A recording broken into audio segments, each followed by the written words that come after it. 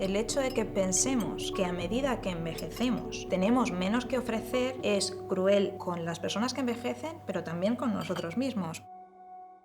Las sociedades intergeneracionales, las nuevas sociedades longevas, traen consigo muchísimos beneficios que no estamos teniendo en cuenta. Partimos de una concepción de la sociedad que en realidad es la que es antigua, es decir, tenemos estructurada una concepción de la sociedad que responde, si acaso, al principio del siglo XX y estamos en el siglo XXI. La sociedad ha cambiado mucho. No hemos sido capaces de ir adaptando nuestras instituciones a ese cambio poblacional. El hecho de que pensemos que a medida que envejecemos tenemos menos que ofrecer es cruel con las personas que envejecen, pero también con nosotros mismos, porque cuando estamos asumiendo que las personas envejecidas, viejas, mayores, tienen menos que ofrecer, estamos asumiendo que cuando nosotros lleguemos a esa edad tampoco vamos a poder ofrecer todo eso que a día de hoy sí podemos.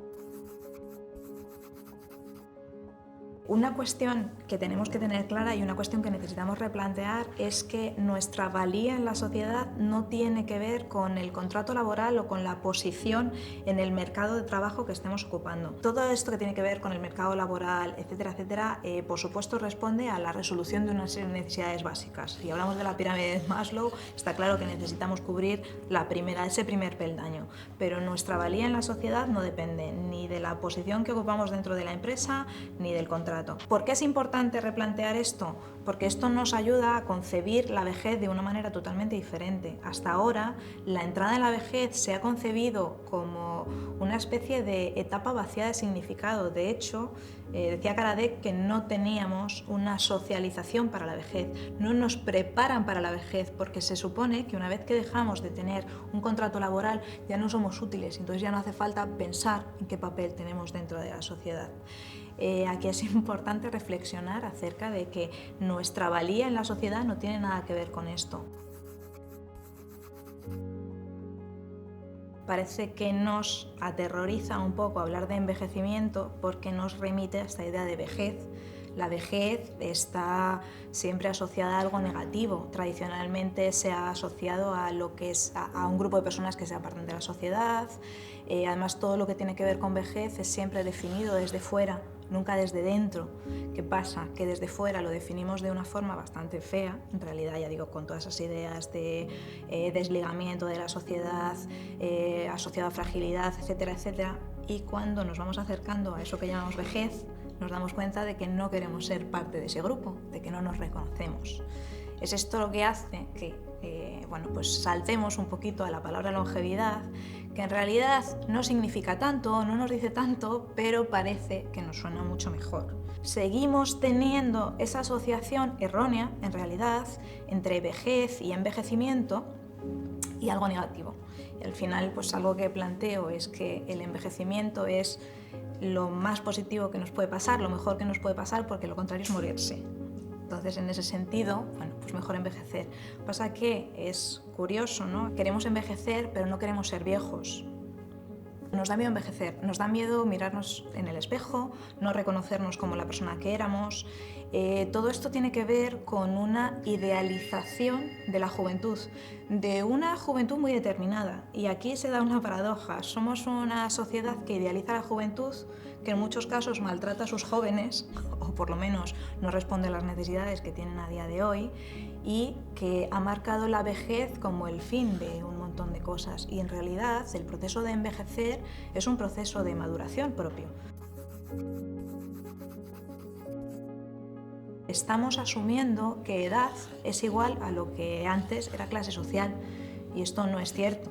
O sea, hay una serie de desigualdades que atraviesan, que serán las que tenemos que trabajar, pero nunca desde el enfoque de la edad, porque entonces estamos dando lugar a una serie de enfrentamientos que no tienen una base real y que además contaminan esas relaciones. Somos una sociedad terriblemente edadista. Somos una sociedad que exalza a la juventud, pero no a los jóvenes, lo cual no deja de ser llamativo. Somos una sociedad que tiene un imaginario de cómo debemos ser todos y de cómo debemos comportarnos a determinadas edades. Somos una sociedad que expulsa a sus efectivos por productivos que sean del mercado laboral a edades en realidad muy tempranas. Podemos hablar de las prejubilaciones masivas, pero podríamos hablar de muchas otras cuestiones. Y hablamos de una sociedad que es tan tremendamente edadista que hemos interiorizado ese edadismo y somos edadistas con nosotros mismos. Es decir, tenemos la idea de que a determinadas edades hay cosas que ya no podemos hacer, que no nos podemos vestir de determinada manera, que no puedes aprender algo nuevo cuando has cumplido 40 años. Pero además, este autoedadismo que volcamos hacia afuera hace que nos resulte mucho más difícil relacionarnos con personas de otras generaciones, de otras edades, con la pérdida que eso supone. En mi opinión, el abordaje de esta sociedad edadista en la que vivimos tendría que partir de muchas vertientes. Evidentemente, desde las políticas hay muchas cuestiones que tenemos que hacer. Una de ellas sería el propio discurso. Algunos comentarios como nuestros mayores, ¿no? Los mayores no son nuestros, bastante tienen con ser suyos. ¿Qué es esto de apropiarnos de personas de una determinada edad?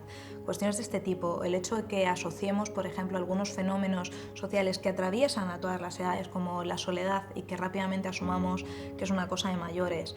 El que hagamos oferta que segrega en origen, es decir, estamos asumiendo que hay una serie de películas que son para jóvenes, hay una serie de películas que son para mayores. La longevidad siempre ha sido la situación de los privilegiados. Estamos en un momento histórico y social en el que se ha democratizado la entrada en la vejez.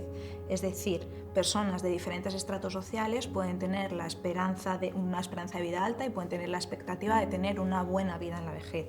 Podemos hablar después de desigualdades entre hombres y mujeres. Hay una desigualdad clara de 6 años, pero las desigualdades quizá más graves son las que refieren a la clase socioeconómica y que nos están diciendo que aunque la sociedad envejece, los individuos no todos lo hacen por igual, ni de la misma manera, ni en las mismas condiciones. Últimamente lo que vemos en medios y desde muchos medios informativos lo que nos exponen es que existe una especie de contradicción entre el mantenimiento de un estado de bienestar y una sociedad más longeva, una serie de personas que cada vez viven más años. Esto se plantea como algo negativo. Las investigaciones lo que nos demuestran es que las personas deciden o desean vivir en sus entornos conocidos durante el mayor tiempo posible.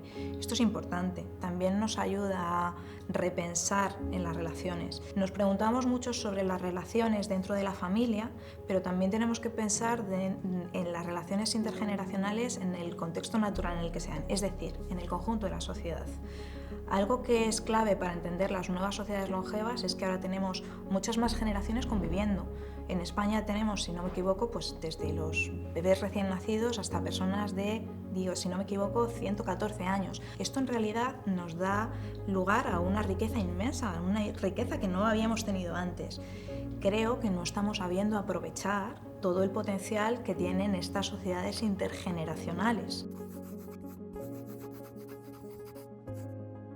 Desde mi punto de vista, cuando hablamos de problemas éticos en relación con la longevidad, hay una cuestión que es clave y es la desigualdad. Es decir, el hecho de que no todas las personas vayan a tener acceso al mismo tipo de vida longeva que otras. Es decir, no solamente que sigamos teniendo esa desigualdad tan grande en cuanto a esperanza de vida en salud, sino también con respecto a las oportunidades que tú tienes o vas a tener en la etapa de la vejez.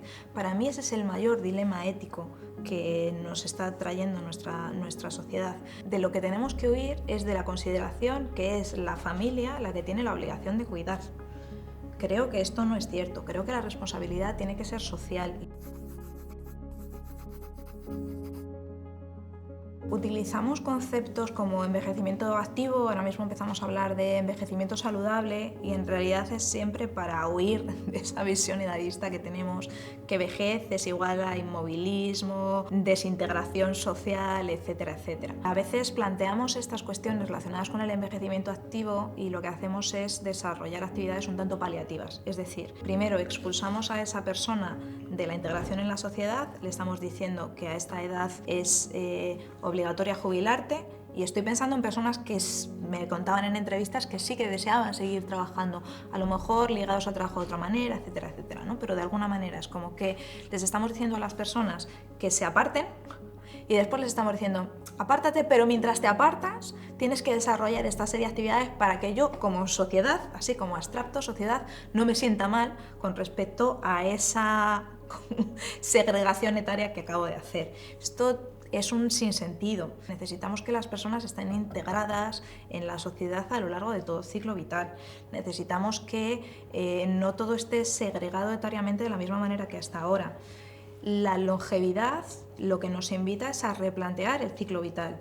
Igual, este tipo de sistema que teníamos hasta ahora de estructuración de la vida, que era primero estudias, luego trabajas y luego te convertimos en la persona del rol sin rol, que es el de la jubilación, que consiste la jubilación, no lo tenemos muy claro. Igual tenemos que replantear ese sistema y ver que bueno, pues podemos volver a estudiar, por ejemplo, a edades mucho más tardías, no solamente en esto de la recualificación, sino no siempre orientado al mercado laboral, sino también a la formación interna, es decir, a que tengamos vidas también un poco más ricas. Si conseguimos que nuestras vidas sean mucho más ricas, no solo enfocadas al mercado laboral, sino que sean mucho más ricas a lo largo de toda nuestra vida, vamos a tener ese, digamos, envejecimiento activo de forma natural, porque no vamos a necesitar denominarlo así. Es decir, envejecimiento activo lo que nos alude es a una especie de reenganche de esa persona en la sociedad. Es que esa persona no debería haberse desenganchado nunca. Ese es un poco el sinsentido que tenemos y es lo que como sociedad necesitamos replantear. Tenemos una sociedad ahora mismo que cuando te quedas en paro con 52 años considera que ya no eres capaz, ya no eres apto y cuesta muchísimo reengancharse al mercado laboral. La pregunta es por qué. Aquí el problema no está en las personas que envejecen, el problema está en un estado de bienestar con toda su configuración, porque también incluye la parte de mercado. ¿Por qué este mercado no es capaz de ver toda esa parte positiva?